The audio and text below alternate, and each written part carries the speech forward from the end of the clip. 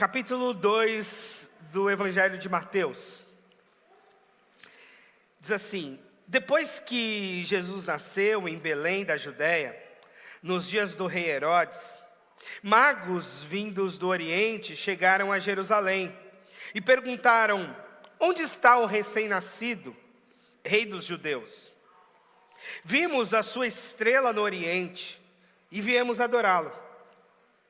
Quando o rei Herodes ouviu isso, ficou perturbado, e com ele toda a Jerusalém. Tendo reunido todos os chefes dos sacerdotes do povo e mestres da lei, perguntou-lhes onde deveria nascer o Cristo. E eles responderam: em Belém da Judéia, pois assim escreveu o profeta.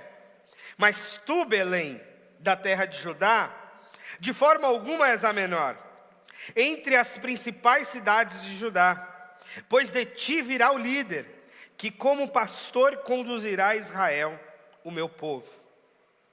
Então Herodes chamou os magos secretamente e informou-lhes com eles a respeito do tempo exato em que a estrela tinha aparecido. Enviou-os a Belém e disse: vão ao encontro do menino. Vão informar-se com exatidão sobre o menino. E logo que o encontrarem, avise-me, para que eu também vá adorá-lo. Depois de ouvirem o rei, eles seguiram o seu caminho. E a estrela que tinham visto no ocidente foi adiante deles, até que finalmente parou sobre o lugar onde estava o menino. Quando tornaram a ver a estrela, encheram-se de júbilo. Ao entrarem na casa, viram um menino com sua mãe Maria, e prostrando-se o adoraram. Então abriram os seus tesouros e lhe deram presentes: ouro, incenso e mirra. E tendo sido advertidos em sonho para não voltarem a Herodes, retornaram à sua terra por outro caminho. Vamos orar? Deus amado, a gente confia no Senhor e confia no Espírito Santo do Senhor e pede que o Senhor fale conosco mais essa vez. Em nome de Jesus. Amém. Esse texto, meus irmãos, é um texto com o qual a gente se depara muitas vezes, e especialmente nessa época, né? Os presépios têm muitas vezes esse cenário. Aliás, eu acho lindo o presépio. E os presépios, por vezes, têm essa lembrança desse texto, né? Esses presentes e esses magos. Numa outra versão fala-se esses reis, aí não sabe se é mago, se é rei, o que era. E então é uma cena para nós muito comum. Mas embora seja comum, esse texto tem um certo desafio para o nosso entendimento. Porque mago para nós, essa narrativa dos magos, nos dá uma ideia de feiticeiros, de pessoas de outras religiões e de um tipo de religiosidade que não é nossa. Então sempre há um certo incômodo, tanto que há traduções bíblicas que colocaram reis. Mas talvez a melhor tradução não seja nem rei nem mago. A ideia aqui, ou pelo menos o contexto aqui, eram de sábios, provavelmente conselheiros de reis. Isso era muito comum na antiguidade, né? Em todos os reinados e países e impérios, haviam pessoas de especial sabedoria. E essas pessoas se tornavam conselheiros dos reis. Daniel foi um conselheiro importante, por exemplo, na Babilônia, nos dias lá do Nabucodonosor e de outros. Então, isso já era uma coisa da antiguidade. Uma outra coisa da antiguidade é que as pessoas que tinham essa sabedoria, elas tinham realmente dons especiais. Por vezes, neste caso, muito provavelmente, eram pessoas que estudavam astrologia e astronomia. Muito provavelmente, nós não tínhamos a diferença que temos hoje, onde a astrologia se estuda a lógica do movimento dos astros e a lógica de signos e etc., que é uma coisa que para alguns mistura superstição e certa religiosidade ou certa espiritualidade, e a astronomia, que é a ciência, de estudar os astros, os planetas, as estrelas e toda essa lógica das constelações do sistema solar. Só que nos tempos bíblicos essas coisas não estavam separadas. E o conceito que nós temos de ciência também não existia. As coisas se misturavam. Foi só no iluminismo, no século XIX, que a gente veio ter uma separação mais clara daquilo que seria a religião, fé e ciência. E uma separação e às vezes até um embate a respeito dessas coisas. Nos tempos antigos as coisas se misturavam. E os sábios eram sábios por experiências espirituais e sábios também por conhecimentos científicos, filosóficos, históricos e etc. Então a gente tem aqui 3 caras especiais de alguma forma, provavelmente estudiosos dessa lógica dos astros e essas referências do céu, possivelmente conselheiros de reis. É possível que fossem da Babilônia. Há linhas que os historiadores apontam que esse perfil de sábio viria da Babilônia, ou provavelmente daquela região, da Pérsia talvez, ou da Babilônia. E eles tinham uma coisa muito louca, que eu acho que é quase difícil acho que para um judeu entender isso foi muito difícil, se para nós ainda é. Porque, olha que coisa maluca, são caras de outra nacionalidade, provavelmente de outra religião, de outra cultura, de outro idioma, que vêm adorar Jesus. Que percebem o sinal de uma estrela, e desde que o mundo é mundo, tem estrela no céu, certo?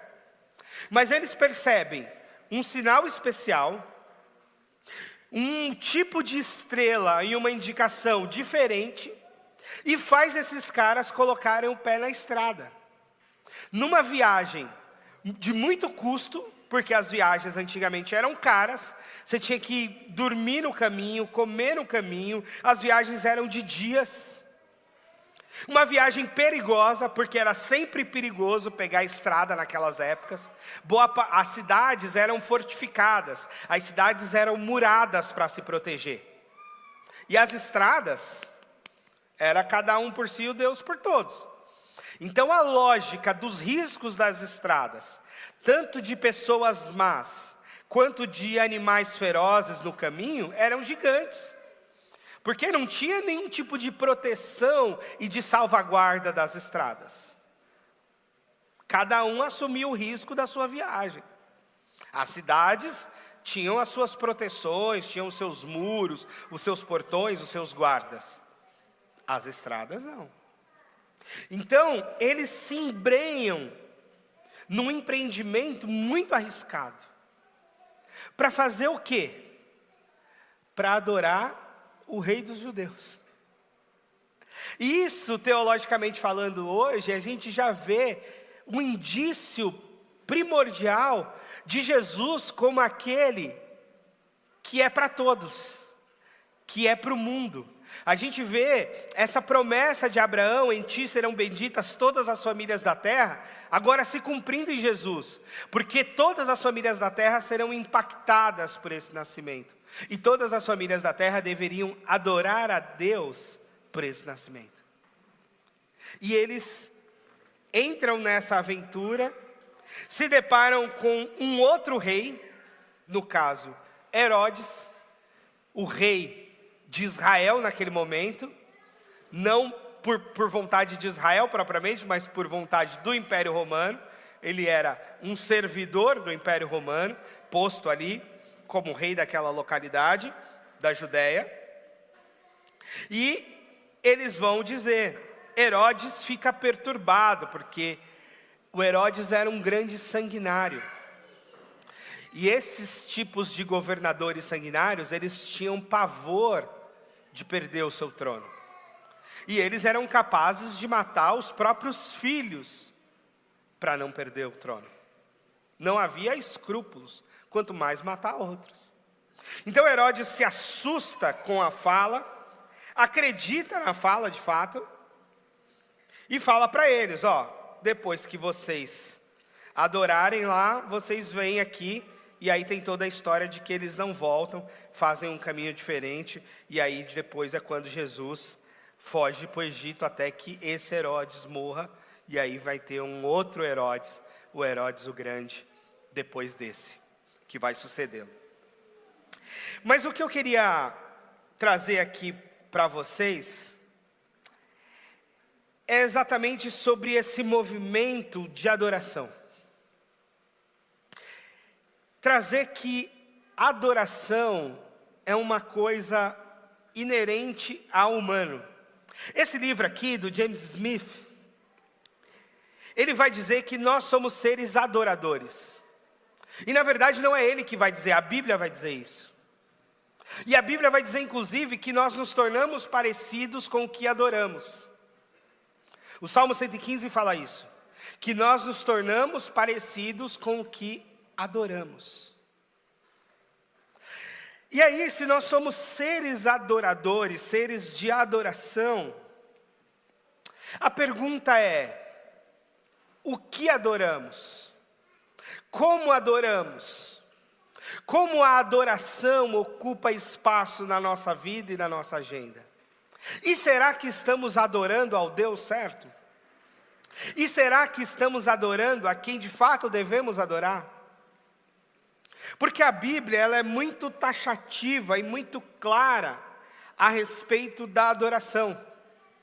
E ela inclusive condena fortemente a idolatria, que é a adoração de outros deuses que não o Deus criador do céu e da terra.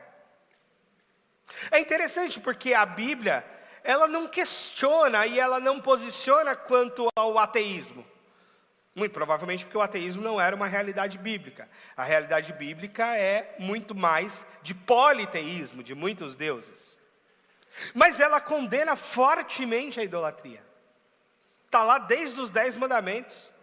Só adorarás ao teu Deus, só a um Deus, só a Ele servirás.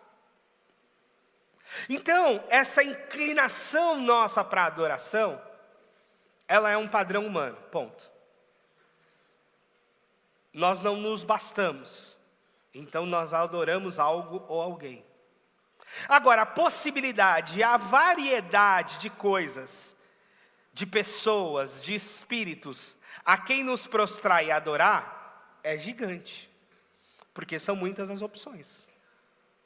Desde que o mundo é mundo, tem muita opção. Desde que o mundo é mundo, tem muitas variedades de deuses, de religiões e de opções para adoração.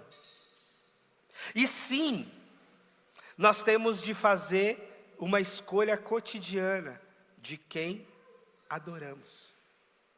E nós devemos vigiar o nosso coração, porque um dos teólogos mais importantes da história, o João Calvino, ele disse que o coração humano é uma fábrica de ídolos. Que nós temos uma capacidade maligna de produzir no nosso próprio coração falsos deuses, falsas entidades, na qual e diante da qual iremos nos prostrar de alguma forma. E por muito tempo no nosso Brasil, a gente associou a idolatria às imagens do culto católico, vamos dizer assim.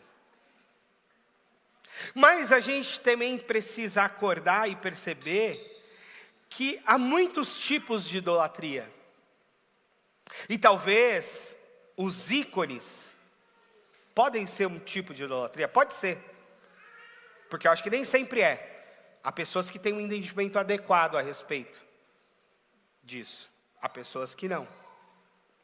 Mas Jesus, por exemplo, ele denuncia um tipo de ídolo que não é exatamente construído por mãos humanas. Ele fala de mamon, do dinheiro. E ele fala, não dá para vocês servirem a Deus e ao dinheiro.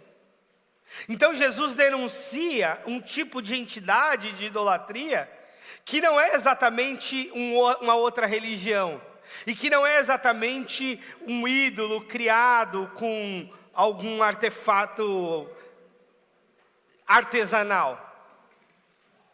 Mas ele fala do dinheiro como uma espécie de entidade espiritual maligna, da qual as pessoas se prostram, da qual as pessoas adoram, da qual as pessoas idolatram. No nosso mundo, uma lógica de idolatria muito forte, eu acho que ainda é o dinheiro.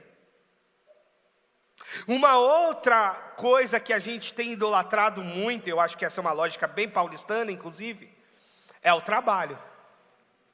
Talvez o trabalho pelo status que esse trabalho pode conferir a nós, talvez o trabalho pelo dinheiro que ele pode gerar a nós, talvez o trabalho pelo poder que ele pode nos dar de ascender sobre outras pessoas, talvez o trabalho pelo status, pelo tipo de coisa que a gente vai poder colocar lá no nosso LinkedIn, a respeito da nossa posição no trabalho, mas que perigosamente se torna uma outra lógica idolátrica, uma idolatria do trabalho.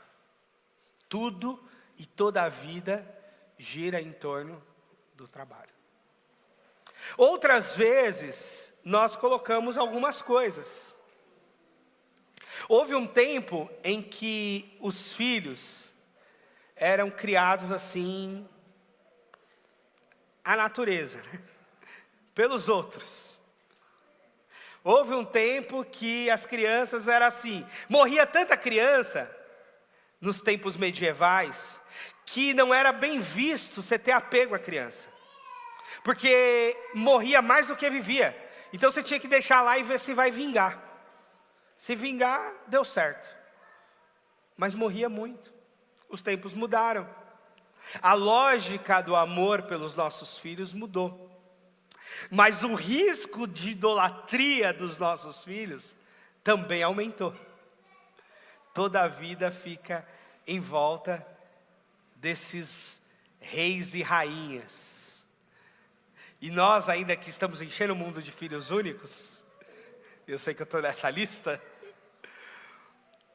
mais difícil ainda, porque eles se sentem mais reis ainda, e é difícil não adorá-los, e mostrar para eles que eles não são nosso objeto de culto, nem poderiam ser. É difícil, porque eles querem ser cultuados, eles querem toda a atenção e cuidado para si. Há quem adore os seus pets, e aí o culto fica em torno dos seus pets, os seus cuidados com os seus filhos de patas, como se diz por aí. Toda vez que eu lembro desse negócio de mãe e pai de pet, eu lembro de um meme da pessoa com a garrafa pet ninando assim. Pai de pet, é a pessoa ninando uma garrafa pet. Isso daí me representa.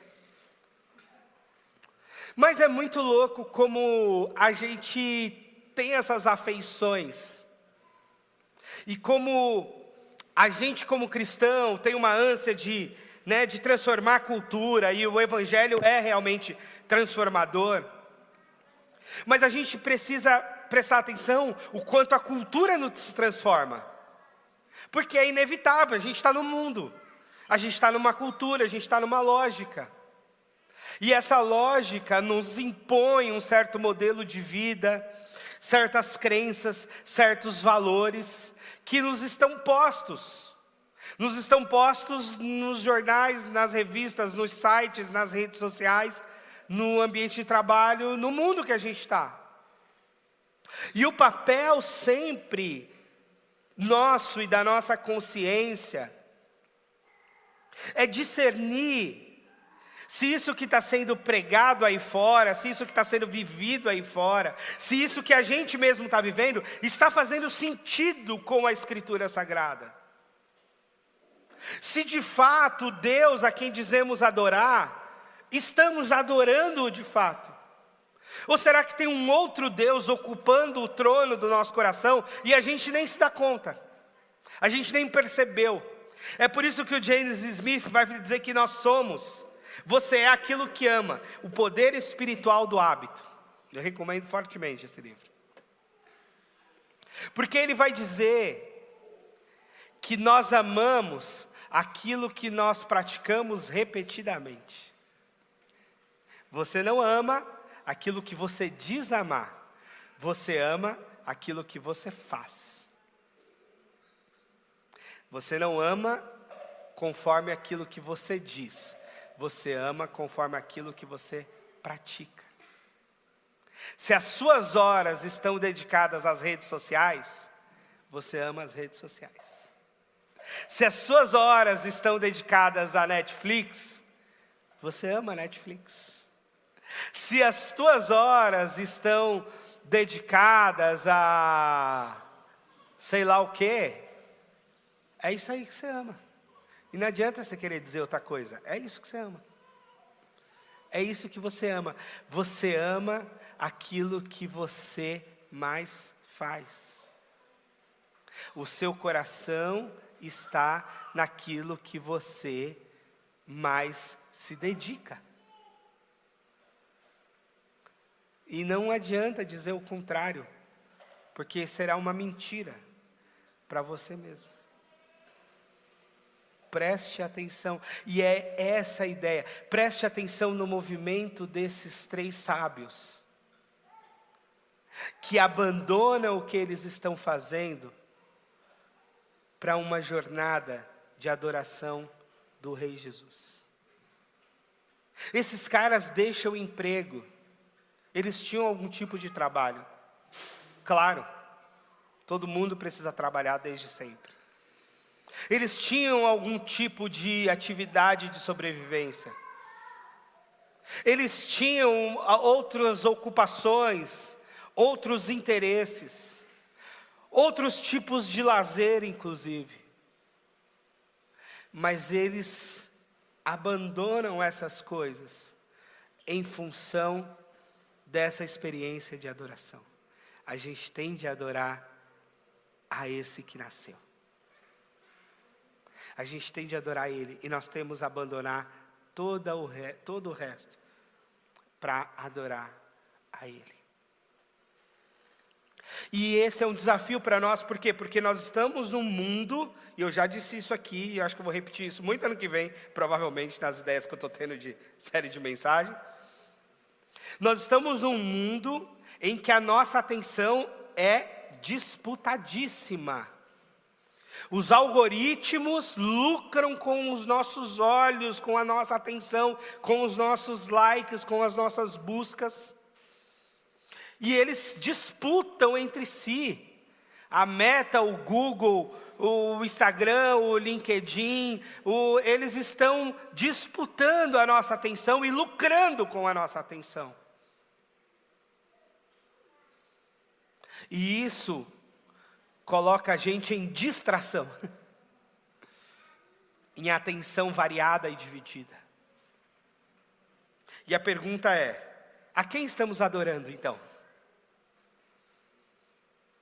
Estamos adorando as redes, estamos adorando os likes, estamos adorando as curtidas, estamos adorando os ídolos desse mundo, estamos adorando a nós mesmos, estamos horas e horas olhando as nossas próprias fotos num exercício de autoadoração. Em Coríntios, Paulo fala que para alguns o Deus é o próprio ventre. Há algumas pessoas que se adoram, que elas não podem ter nenhum tipo de sofrimento, que elas não podem ter nenhum tipo de frustração, que elas não podem ter nenhum tipo de dor, porque elas são tão incríveis e maravilhosas que não podem sofrer. Elas se adoram. Elas se auto-adoram. Isso é impressionante. Mas é um espírito do nosso tempo. É uma lógica da nossa época. E uma das funções da Escritura, nesse aspecto, é ser contracultural. É nos alertar. E dizer, opa, prestem atenção no tanto de ídolos que vocês têm em volta de vocês. E prestem atenção em quem vocês estão adorando. E é um desafio, porque o monoteísmo é desafiador, sim. O politeísmo, você adora 2 deuses, 3, 4, 5, 10, 15, 20, 50, 100, 200, 300. Isso é politeísmo. O monoteísmo é, você adora um só Deus. Você tem um só Senhor. Você se coloca de joelhos diante de uma só pessoa. Os primeiros cristãos foram acusados e alguns mortos por ateísmo. Sim, houve tempo que ateísmo era crime.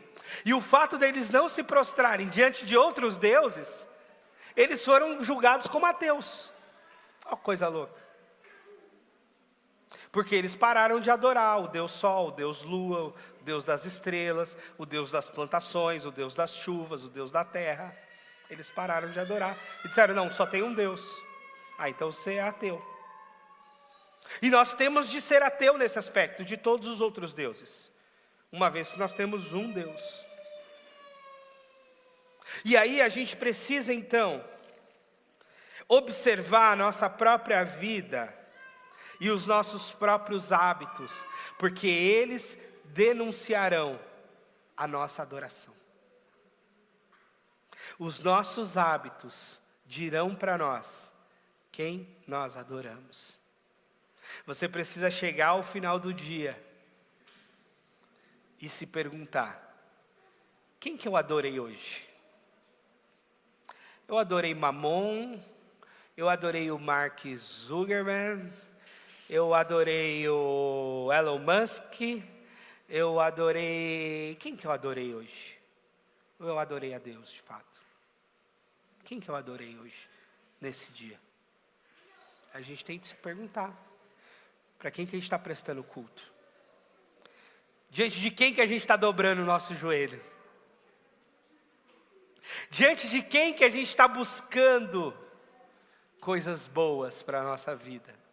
Sim, porque nós buscamos aos deuses para atrair coisas boas para nós. Então quem que a gente está buscando essas coisas boas? A resposta a gente tem, não, a gente busca em Jesus. Não, eu adoro o Deus verdadeiro, Criador do céu e da terra, da Bíblia Sagrada, o Pai de nosso Senhor Jesus Cristo. Não, essa resposta eu já sei, agora eu quero saber a verdadeira mesmo. Essa resposta aí da escola bíblica dominical eu já sei, agora eu quero saber da sua vida. Me dá a agenda. Me dá aí aquele aplicativo do seu celular que mostra quanto tempo você gastou em cada aplicativo, em cada coisa. Me dá aí. Deixa eu fazer uma varredura. Me dá aí sua fatura do cartão de crédito que eu vou ver o que você adora mesmo. Onde é que você está gastando sua grana? É isso que tem importância para você. A gente precisa fazer esse exame a respeito de quem estamos adorando. Porque a adoração, ela ocupa lugar central na nossa vida. Mesmo que a gente não perceba e não se dê conta. Nós somos seres de culto. Nós somos seres prestadores de culto. Nós somos seres de adoração. E isso conta muito. A quem nós adoramos, a quem nós prestamos culto, em quem a gente está colocando a nossa energia, o nosso tempo, a nossa confiança, a nossa fé, em quem efetivamente. E esses sábios mostraram para nós que eles foram no lugar certo, guiados por uma estrela, discernindo no meio daquela loucura toda que eles viviam, daqueles impérios, daqueles deuses, do monte de coisa. Eles souberam discernir e foram adorar o Senhor certo. E nós? que temos toda a tradição da igreja de 2000 anos, e nós que temos a Bíblia Sagrada, 66 livros, para a gente aprender sobre adoração, e nós que temos toda a tradição do Antigo Testamento, nós nos tornamos indesculpáveis nesse aspecto, porque nós temos muitas possibilidades. Nós não precisamos saber a respeito dos astros, das estrelas, para saber a quem devemos adorar. Nós temos a Escritura Sagrada para isso. Está muito mais fácil para nós. A Escritura Sagrada em muitos jeitos, em muitas traduções, com muitas ilustrações, em muitos idiomas. Então, não nos falta Bíblia, não nos falta texto sagrado. Pode nos faltar vida consagrada, vida entregue a quem de fato devemos adorar. E aí sim, à medida que adoramos Jesus, nos tornaremos parecidos com Ele. É a promessa do Salmo 115. Nós nos parecemos com quem adoramos. Quem adora o dinheiro, você vê o cifrãozinho na cara, assim. Você fala, ih, esse aí acende uma velhinha para mamão todo dia. Você já sabe, está na cara. Inclusive essas pessoas estão sendo elogiadas. Uma das coisas que eu acho mais maligna é você transformar vício em virtude. E o pessoal faz isso o tempo todo. Olha como esse é um bom avarento, meu Deus. Ele sabe como acumular dinheiro. Mas a Bíblia fala que isso é pecado, não é virtude. Entendeu? É outra coisa. Então, nós temos que criar hábitos de adoração. É por isso que isso aqui é tão importante. Culto, celebração, domingo, dia do Senhor. Porque a gente coloca uma liturgia na nossa agenda. O devocional cotidiano, a oração antes da alimentação, são coisas que moldam uma cultura. São hábitos que vão moldando a nós mesmos, aos nossos filhos. Por isso são importantes, por isso não é qualquer coisa. Por isso tem peso, tem importância. A oração antes de dormir, a história bíblica para as crianças. Isso são hábitos formadores de cultura. Assim como outros hábitos formam outras culturas. Assim como os vícios são hábitos ruins, que formam um tipo de cultura. E por isso é tão importante a gente atentar para a dica desses 3 sábios, ou magos, ou reis, que adoraram o que era certo. Colocaram suas próprias vidas em risco nessa jornada de adoração. E entregaram presentes valiosos, que com certeza foram sacrifícios para eles. Ouro, incenso e mirra. Coisas caras, preciosas, mas que faziam parte da experiência de adoração, a oferta, a entrega. É por isso também que a gente faz questão de dízimo e oferta e de ter esse momento no culto. Ainda que a gente não use mais o dinheiro físico e faça tudo por Pix, e faça tudo fora do horário de culto, né? As ofertas na conta da igreja entram segunda, terça, quarta, em vários outros momentos da semana, em vários horários. Mas este momento faz parte do culto também. Eu não quero dizer que você tem que fazer o Pix no domingo de manhã. Mas eu estou dizendo que o seu Pix é culto. É expressão de adoração. É expressão de louvor. E faz parte, e molda uma cultura do seu orçamento familiar, da sua própria mente, do seu próprio coração. E do coração de quem está perto de você, que sabe da sua generosidade. Isso é hábito e isso tem efeito nas nossas vidas. Então, presta atenção nisso. Guarda o teu coração em adoração a Jesus, como diz o provérbio 4:23.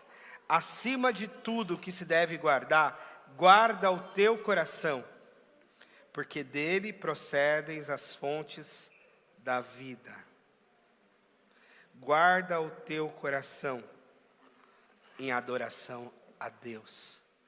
Faça constantemente o autoexame de adoração. Perceba a quem você adora e se reexamine a sua vida de adoração o tempo todo, para que as coisas ocupem o verdadeiro local. As coisas e as pessoas que você ama e a Deus que você tem que amar acima de todas as coisas e pessoas. A Ele que você deve adorar, acima de tudo, acima de todos. Coloque as coisas no devido lugar. Que Deus te ajude a organizar a sua vida, a organizar as prateleiras do seu coração. A quem eu adoro, a quem eu gosto, a quem eu tolero, a quem eu convivo porque é o jeito. Mas comece sempre a quem adora. Encaixa a adoração no lugar certo, na pessoa certa. O restante vai ser mais fácil de organizar depois. Amém? Vamos orar? Jesus, a gente quer te adorar. É isso que a gente vem fazer aqui no domingo. É isso que a gente quer fazer com a nossa vida. A gente sabe que essa é a melhor coisa a fazer com a nossa vida. Nos ensina, Senhor, como esses 3 sábios, que foram sábios, sobretudo, em adorar ao Senhor, a segui-lo, a buscá-lo, a ir na tua direção. Nos ajude, Pai, a te adorar, na beleza da tua santidade, com tudo que a gente é, com tudo que a gente faz, com toda a nossa vida, com todos os nossos dons, com todos os nossos recursos, de toda a nossa força, de todo o nosso coração. Só o Senhor é digno de toda adoração, Pai. E nos ajude a adorá-lo, hoje e sempre. Em nome de Jesus. Amém.